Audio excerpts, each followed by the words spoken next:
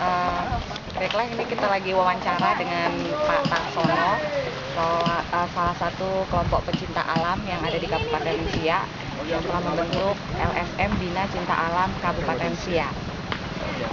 Ada beberapa pertanyaan nih Pak, dari kelompok Bina Cinta Alam yang sudah dibentuk ini. Apakah anggotanya ini adalah generasi muda atau semua jenjang usia ada di dalam kelompok ini? Kalau untuk anggota kita itu semua dari unsur masyarakat. Jadi baik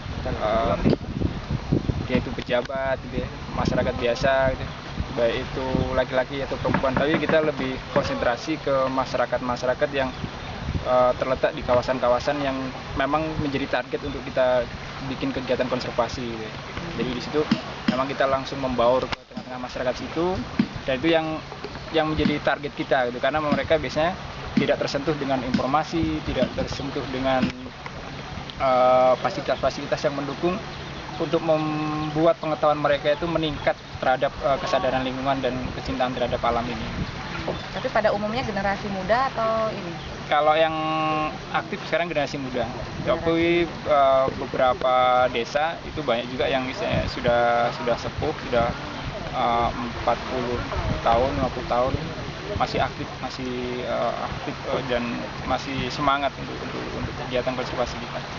Nah, untuk memotivasi anggota-anggota kelompok ini, mereka akhirnya mau dan ikut serta dan berpartisipasi dalam kegiatan ini, kira-kira motivasi apa yang tercermin dari kegiatan ini? Kita berikan keteladanan di tengah mereka. Ya. Kita berikan keteladanan dari semua yang menyangkut terhadap kelompok kita, termasuk tindak tanduk dan perilaku pengurusnya. Jadi kalau misalnya kita ngajak mencintai pohon, ya apa wujudnya gitu. Apakah kita itu hanya menyarankan secara lisan, tapi kita tidak nampak aktivitas nyata kita menanam, merawat pohon, gitu ya, melindungi pohon, kemudian menyemai bibit untuk menjadi sumber pembibitan, gitu ya. Jadi semua itu tergantung dari siapa pelakunya, gitu. Jadi kalau misalnya mereka pelakunya itu memberi keteladanan, insya Allah dimanapun mereka mau melakukan suatu kegiatan itu akan dapat sebuah keberhasilan, walaupun itu adalah proses waktunya, gitu. Karena memang itu biasanya banyak tantangan, menyangkut psikologis, menyangkut biaya, menyangkut waktu kita, perasaan kita, gitu. Dan itu harus terus-terusan. Nah, tidak bisa 1-2 bulan karena setiap daerah berbeda-beda, lain lubuk, lain ikan, lain bilalangnya, gitu. Nah, karena kan kita tahu nih karakter masyarakat kita itu perlu dimotivasi dari atas. Ini kan sepertinya muncul dari bawah seperti itu. Nah, ini jarang terjadi kayak gitu kan. Nah, kira-kira bisa sharing sama kita apa sih yang bisa menyebabkan bisa timbul keinginan dari masyarakat membentuk kelompok ini dan bukan kelompok yang hanya sekedar nama, tapi memang melakukan hal yang konservasi yang istilahnya mungkin anggaran pun terseok-seok ya awal-awalnya kayak gitu. Nah itu karena masyarakat sekarang kan yang penting bisa makan gitu ya, bisa makan. Apalagi mau mikirin yang masalah konservasi ini kan katanya udah ada bagiannya gitu, udah ada orang hutanan, ngapain lagi kita ngurusin gitu kan. Nah itu tuh gimana kok bisa gitu. Kalau untuk masalah yang di pemerintahan itu mungkin saya tidak perlu komentari karena biasanya lebih banyak ke kegiatan-kegiatan formal, gitu ya.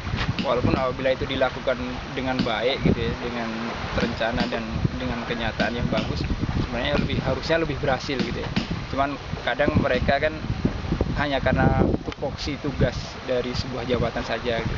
Mungkin kecintaannya pribadi kurang, gitu. Sedangkan kita, karena kita memang punya masa lalu, punya pengalaman dan punya hobi yang sama terhadap lingkungan konservasi, dan mungkin kita hanya mengingat bahwa sebagai khalifah bumi, manusia kerusakan di darat dan di laut adalah tanggung jawab kita bersama, siapapun dia, gitu ya.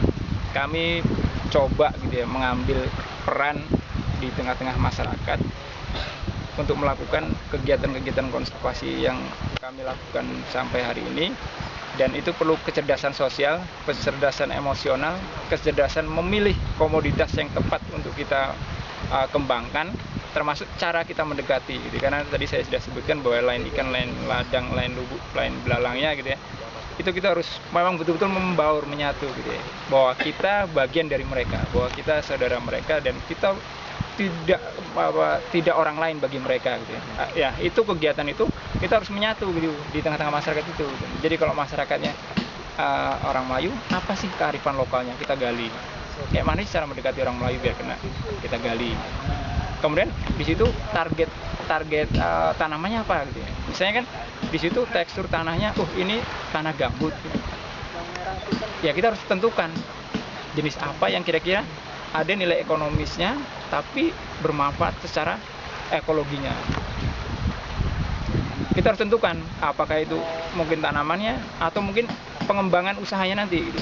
Jadi mereka nggak berpikir kegiatan yang dilakukan itu tidak sia-sia, ada peningkatan kesejahteraannya. Seperti mungkin di Kecamatan Pusako, ini sekarang sudah mulai mengembangkan madu lebah sialang, yang tadinya mereka yang mengharapkan dari tradisional saja. Jadi sekarang udah mulai budidaya. Jadi tanah gambut nggak boleh konservasi kalau sawit. Kalaupun nanti mau ditanam ke perkebunan, itu tentukan komoditasnya, karet kah, gitu ya, gaharu kah, gitu, jamur kah, gitu ya. Kalau misalnya di pantai gini, ini manfaat mangrove-nya apa? Gitu. Kalau misalnya nggak tahu kan dipikirnya ini hanya nanam-nanam mangrove aja, rupanya ini sudah bisa menjadi komoditas unggulan, mulai dari buahnya, mulai dari apanya, tidak merusak mangrove-nya. Gitu. Intinya perlu adanya pendekatan dan pendampingan yang intensif. Dengan niat dan kecerdasan secara luas lah. Gitu. Tapi kita tetap harus totalitas dalam melakukan segala sesuatunya. Terima kasih, itu aja wawancara dengan Pak Laksono. Semoga